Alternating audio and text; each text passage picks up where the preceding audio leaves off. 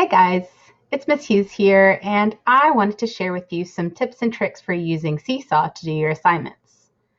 First of all, you'll see the assignments are listed over here on the left, and you can scroll up and down to find the assignments for today. So if I click on an assignment name, it's going to show me the directions. And if I want to add a response, I click on the little plus sign here that says Add Response. And when I do that, it's going to pull up the page where I can mark on it to create my response. And so there are different things that I can do over here on the left. These tools on the left are what you're going to use to respond to the activity for the day. If you forget what instructions there are for the activity, up at the top of the page, you'll see this little button that says View Instructions. When I click on that, it's going to give me the instructions for the activity, and it's going to tell me the assigned time, and it may have a link here. It may have a link here as well, and it will give you exactly the directions for how to complete your assignment. So this activity for math on April 6th says, first to watch the video. So if I click the link here, it's going to pull up the video that you need to watch for today. So you need to follow these directions in order so that you can understand all of the things that you need to know to do the activity. After I'm done watching the video, I can close that window and come back to Seesaw to follow the directions for number 2. So I've already clicked the Add Response button, and I need to answer the questions about angles. So number 3 tells me that I'm going to click this green check mark in the top right corner to submit my answers. So I can just close this window, and the green check mark is up here in the top right corner of my page. That is going to submit my assignment. So before I submit my assignment, I need to come over here and use these tools to complete it. So on this page, I need to complete these questions. So the first thing I'm going to do is draw an angle that's less than 30 degrees. And I'm going to answer the question, what kind of angle did you draw? And how do you know it is that type of angle? So first, in order to draw an angle, I'm going to use a tool, a drawing tool. These drawing tools are down at the bottom of the screen. So if I would like to use the pencil tool, I can click on it, and I can change the color of the tool over here. If I want it to be green or blue, just click the little rainbow color bar to the right. And then I'm going to draw my angle that's at less than 30 degrees. I'm going to draw it on this protractor.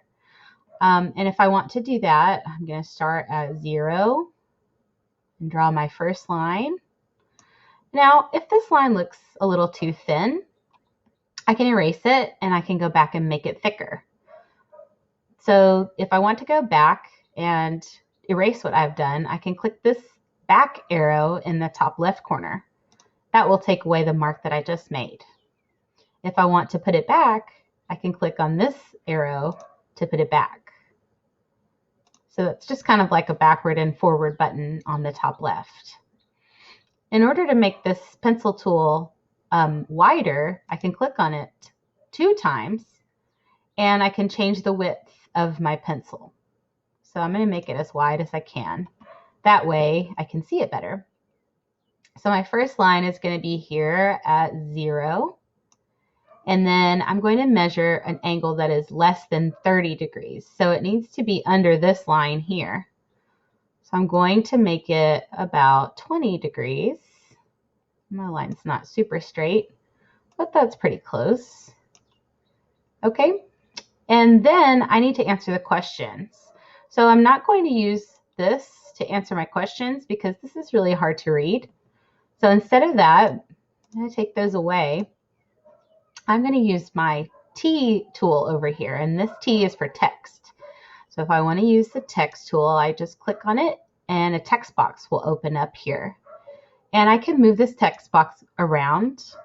If I click T and I don't want the text box there, first I can type in it. The kind of angle that I drew was it was acute. So I can type acute. And then I'm able to click off of this. And then I have a mouse cursor that turns into this these two arrows, and I can move that text box down into this area so I can answer the question. And this text box I can make it bigger, smaller, and if I want to continue typing to answer the second part of the question, I just click back in the middle of the text box. So how do I know that it's an acute angle? An acute angle is less than 90 degrees. So I'm going to type less than 90 degrees. And now this text box looks too big. So I'm going to click off of it and I'm going to resize it again. So I can always change the size with any of these little buttons on the side will help me change the size of it. Okay, so I've answered the first question. I drew my angle, and now I need to answer this question. So again, you're able to click a text box and move it here. One thing that some students are not understanding is that there may be a second page to your assignment. So to get to the second page, you need to look over to the right side and click on this little number 2. And that will take me to my second page of the assignment. So my math thoughts, the question is, when do you use angles in your life? So here, again, I'm not going to want to write this because using this tool is really hard to read sometimes. And it's hard to write using this, especially if you're not using a mouse and you're just using your finger. So I'm not going to use that tool to answer this question. I'm going to use the text box, okay? And if I'd rather not do it that way, you can even use the microphone here to record your answer. Instead of typing it out, you can just tell me with a voice message, okay? This tool over here is to take a picture of something that you have drawn on your computer. And the other 3 dots here are some more tools that you can use if you want to add a background or if you want to add some shapes to your drawing. Okay, so those are just some quick tips and tricks for using Seesaw to do your assignments. Have a great day, guys.